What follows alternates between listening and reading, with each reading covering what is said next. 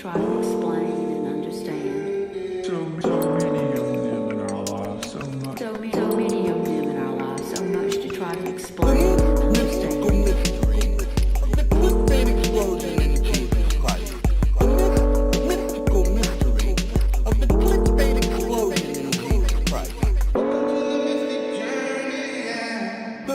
Mystical mystery of the clickbait explosion in Jesus Christ. Oh, snap.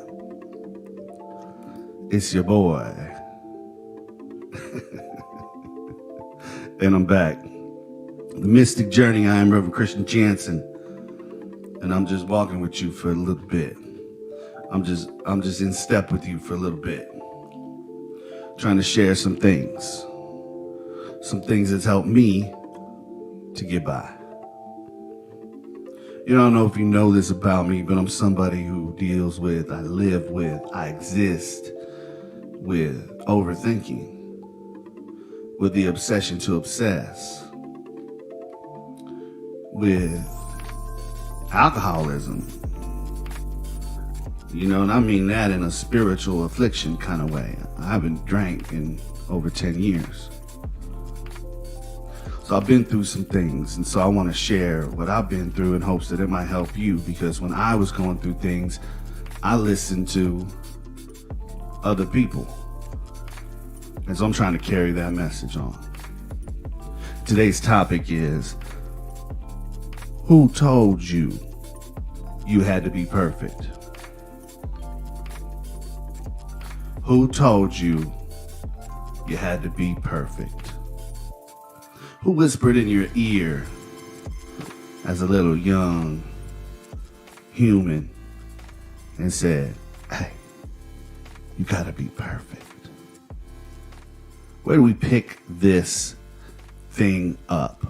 That we have to always be perfect. We have to always get it right. Where do we pick this up? You know, there's a lot of theories, and I just want to give one example right now, and that's this, I read this in a book, and he said, upon the invention of the machine, right? When the machine became very relevant to our way of life as humans, the machine does what the machine is designed to do. Right? It works. If you give it the fuel, it'll work. And when you're done, you turn it off and it's done. The machine, whatever it is, if it's a computer, it needs some power. If it's an engine, right, in your vehicle, right? In most cases, you give it the fuel, you give it the things it needs, turn it on, and it does what it does, always and forever. When we created these machines to do things for us in society, right? And you know what I mean? Like, when the engine came on, right? And all these cars, now cars are just a vital part of how we live and what we do. Right? Or airplanes, or even like machines that fabricate things, right? We have these machines, and as we continued on, the machines have become more sophisticated and more able to do their job more efficiently. And I think what we did as humans is we looked at the machine and we said, well, that machine will just keep going. It'll do what it's designed to do, and it'll do it perfectly as long as we keep feeding it the fuel it needs. And so I think what happened is we idolized the machine. There ain't no undo button in life, player. On the computer, I just hit that undo, and I'm back where I was. That machine. We idolize the machine. And so it becomes more ingrained in us. Oh, we got to be perfect. We gotta always be on.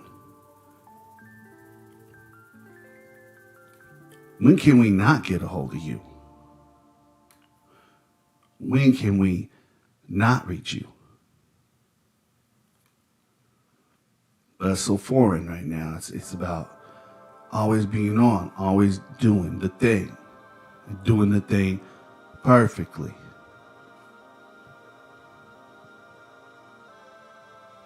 I think we get perfection in comparison to the machine, but also comparison to other people. When we compare ourselves to other people, right, we see qualities in another person, success, or maybe they're way more outgoing, or they embody certain characteristics that we wish we had. So we try to fabricate those characteristics in our own life, reaching for perfection. If I only was a little bit more, if I only had more info, if I only had this, then I'll be all right, then I'll be perfect.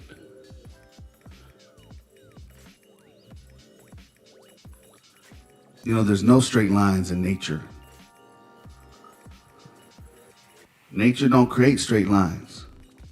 When was the last time you looked at a tree? It was like, yeah, no, that tree ain't good. That tree ain't perfect. That tree's jacked up. Now, maybe you might see a tree that's jacked up. Maybe it's got something wrong with it. It's dying, or it's partially torn down. But most of the time, you look at nature, and it ain't perfect. Not in the way that a machine is perfect, or not in the way that our minds might think of perfect. Let me break down perfection for you. Just hold up. I was gonna wait to do this, but look. Where does the concept of perfection come? This is what the machine told me. Etymologically, perfect and perfection derive from a Latin word, perfectum, meaning made through and thoroughly. They imply a state of completion or totalization, as in that which is fulfilled or consummated. The perfect thing then suffers no lack or defect within the order of its perfectness.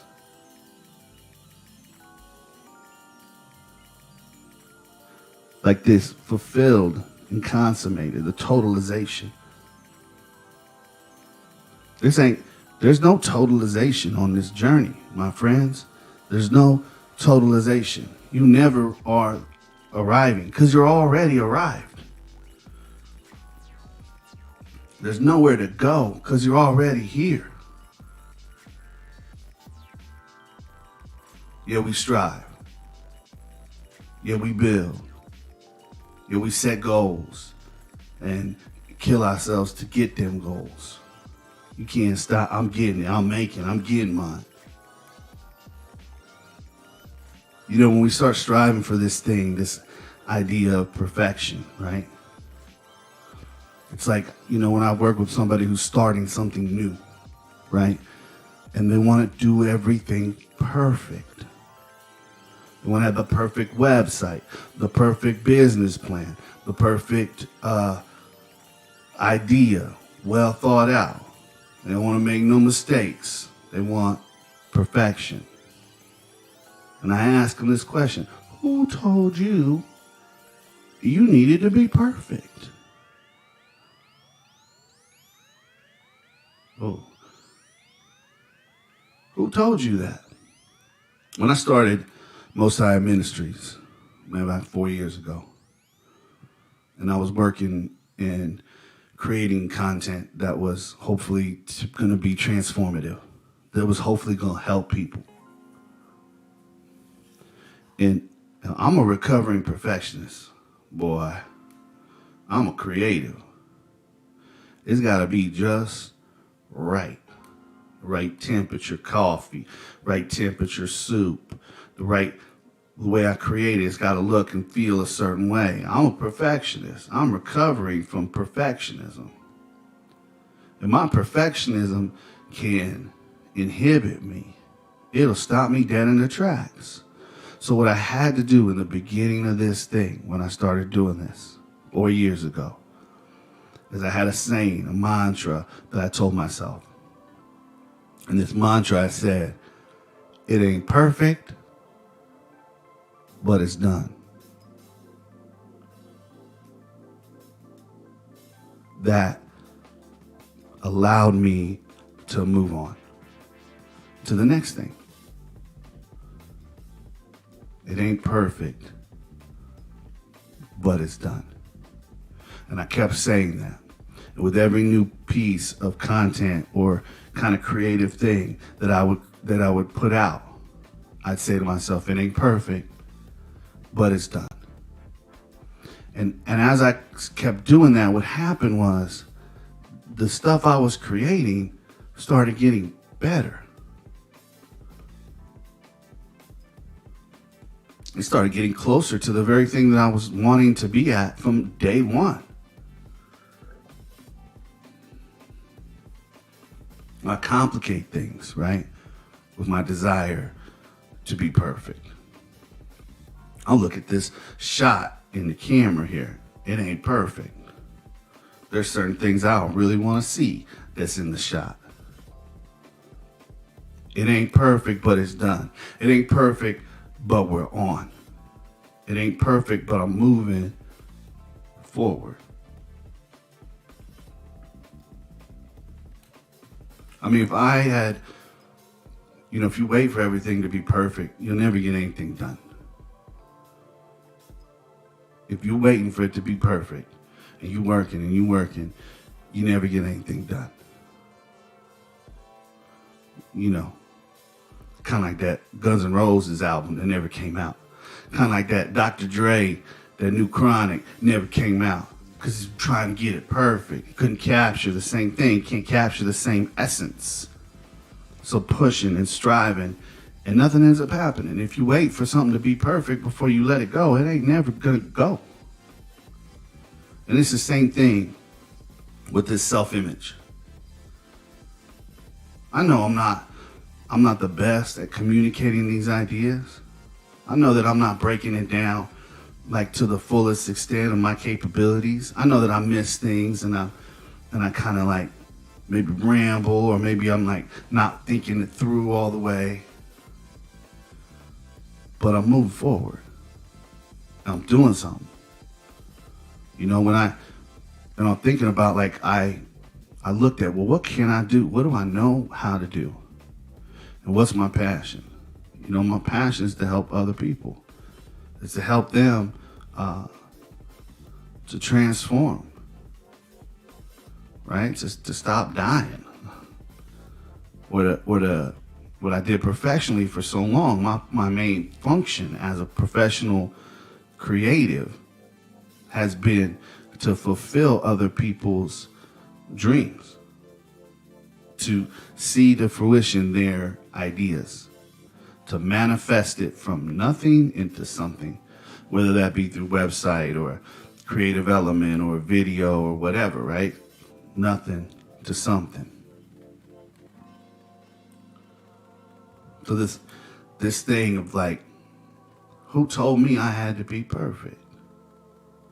Where did I pick that up along the way? What kind of solace do we find in thinking, okay, now it's perfect?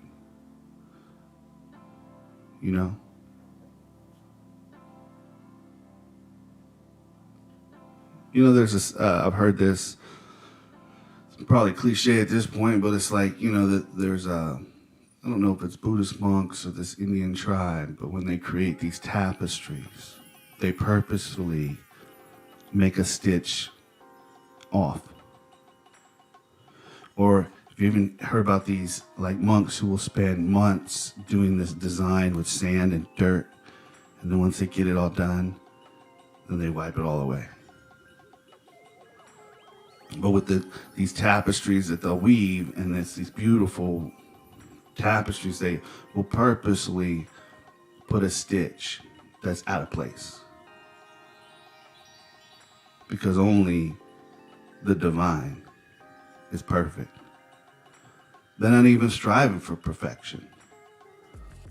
They're just creating out of love.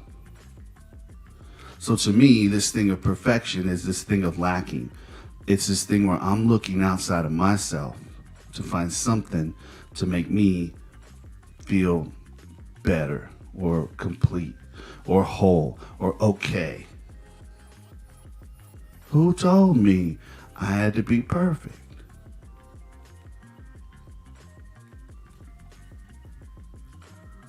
You know, when I was doing this award show years ago, we used to do this award show in Vegas at the MGM Grand. I'm talking 15, 16,000 people, sold out arena. And one year, I did the sound playback during the show. And we didn't record the voiceover for the beginning of the show. That means the voice, it's like, and now, live from the MGM Grand. We didn't record that in the studio. So when we were on site, there was like, hey, we need you to record that. So I tried to record it onto this machine. And I'm doing the playback live show. I mean, 15,000 people, sold out arena. The lights are moving, right? It's like the intro for the host with the most, Mr. Steve Harvey. The host is about ready to say, and now coming to the stage, Mr. And the playback cuts off. And the lights are moving, and everybody's freaking out, the staff. People in the audience is just like, oh, what's happening? What's going on, right? But the crew is freaking out, and I'm freaking out. You know, it's like that commercial, Want to Get Away. That's how I felt. Ended up having to have someone to do the voiceover live and finish it so that the host could come out. Now, that was a mistake on various levels. So what I did the next years when I came back to do that show, man, I had a CD backup. This back in the day we had CDs. I had a CD backup. I had a computer ready. Okay, I had a power strip, I had a backup, and then I had the machine that did the playback. Because I wanted to make sure that wasn't going to happen again. So I learned from my mistakes, and I moved forward. But every year after that, it was so much anxiety for me. Because I wanted to be perfect and go off without a hitch. You know, I think if you asked anybody in that arena who went to that show, what was the thing they remembered? I don't think you can have many people saying they remembered that the voiceover cut off right before the host came out. They're going to remember these good things about that event. They're going to remember the funny moments, you know? And I'm anxious and stressing out over this thing. So I do what I could control. So what can you control?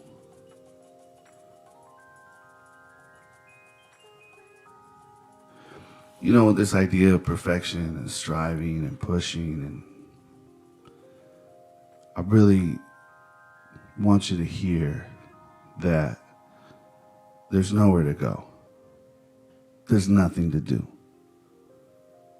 Right now, as you are, it is right where you're supposed to be. The numbers ain't right. The home ain't big enough. The bank account don't look right. The job ain't right. The car ain't right.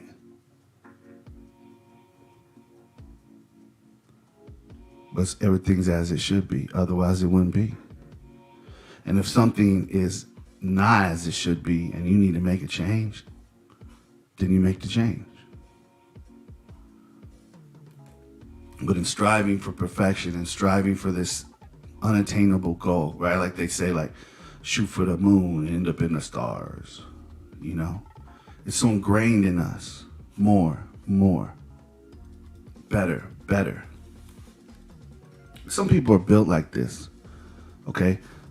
Let me just say that. Some people are built.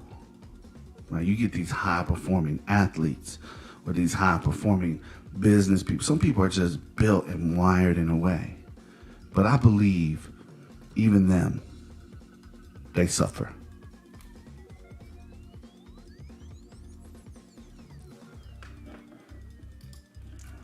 The perfect thing then suffers no lack or defect within the order of its perfectedness. So if everything belongs, if the thing that's lacking in you right now is okay and it belongs there because it's going to push you to the next thing, right? Then you are perfect. There's a scripture that comes to mind: all things work for the good of those who are in Christ Jesus, who live and walk according to his Spirit. That there's a constant redemption and redeeming that's going on. You know, the God of Judaism is always redeeming its people. That life always finds a way. So even if you have made a mistake, even if you got some cleaning up to do, even if there are some things to do, even if you can be better, being in that state, ain't nothing wrong with you. You're perfect. Takes the pressure off. It's just like that saying: it ain't perfect, but it's done. It ain't perfect, but I am. I ain't perfect, but I am. Just as you are. One day at a time. Do what you can. And more often than not, the only thing you can do is control you.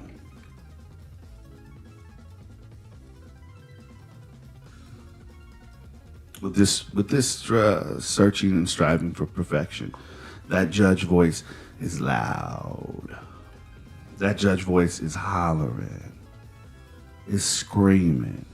Why you do that? That ain't gonna work. Who you think you are? That judge is crippling to growth.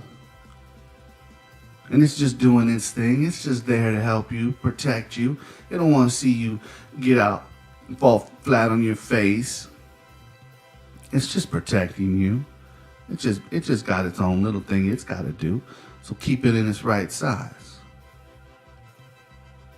And keep moving forward. Who told you you needed to be perfect? Because you are. Just as you are.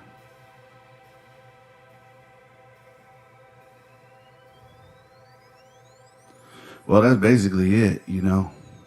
I don't have anything else to say. We're working on Most High Ministries is doing 12 and 2 retreats, one a month.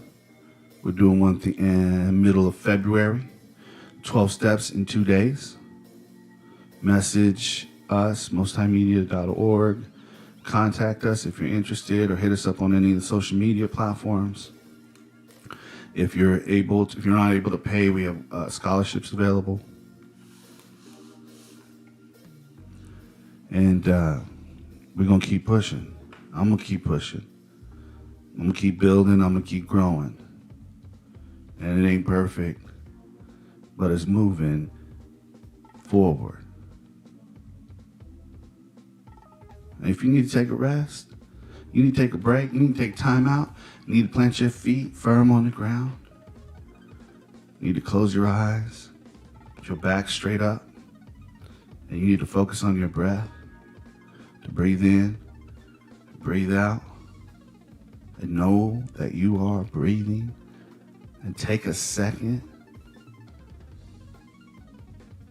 just to let go. You might need to do that today. And if you do it and your thought goes 1,000 places, and you bring it back to the breath, and then it goes 1,000 places, and then bring it back to the breath, that's what we call meditating. See, meditating ain't an empty mind. Meditating is emptying your mind. When you sit and meditate and your thoughts go 1,000 places and you bring it back to the breath, well, that's the thing. You ain't doing it wrong. If you pray and you don't hear nothing, and you don't hear nothing, you ain't doing it wrong. That's That's what prayer is. That's what faith is. All right. Once again, my name is Christian. Thank you for listening. This has been the Most High Mystic Journey.